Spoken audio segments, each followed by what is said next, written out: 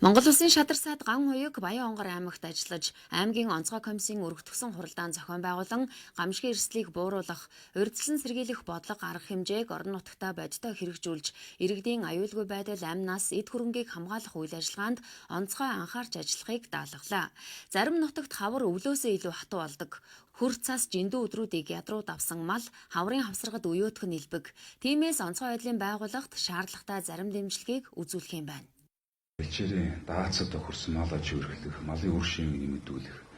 За мөн одоо энэ шинэ оршоо хөдөлгөөнийг бид бас мөн эрчимцэн одоо мал аж ахуй өөрийн газар тавих, газар дээрээ тижээлээ тарьдаг байх асуудлуудыг аймаг орон нутгийн удирдлага хамтдаа авч хэрэгжүүлмээр байна. За үйлчөө хашаа бууцэг стандартын түвшинд бэлтгэх зэрэг хөдөө аж ахуйн салбарын байгаль цаг ураас хэд хамааралтай байдаг гэдэгс одоо бууруулах шаардлагатай байна.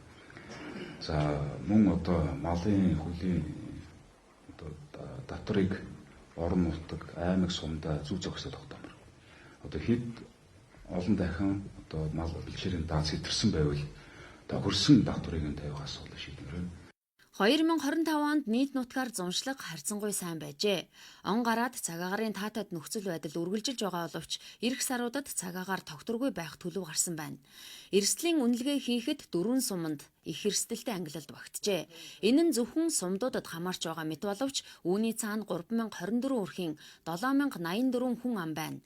Тиймээс урьдчилан сэргийлэлт чухал болжээ. Бог малын мялцсан өвчний дархлаажуулалтыг 99 буюу 100% хийсэн байна.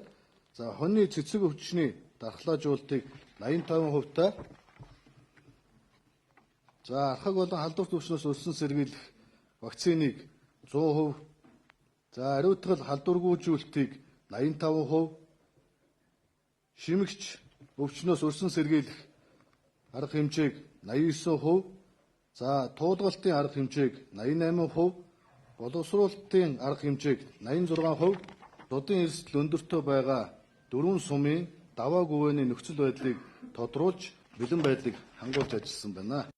Байгалийн гамшигт зуд турхны эрсдэл зөвхөн малчтад тулгардаг асуудал биш. Хаврын улиралд шар усны үеэр хуурайшилтыг дагаад ой хэрийн түүмрийн дуудлага мэдээлэл бүртгэгдэн өсөж амнаас эд хөрөнгөө хохирол дагуулдаг. Тиймээс эдгээр асуудалд цогцоор нь анхаарахыг зөвлөлөө.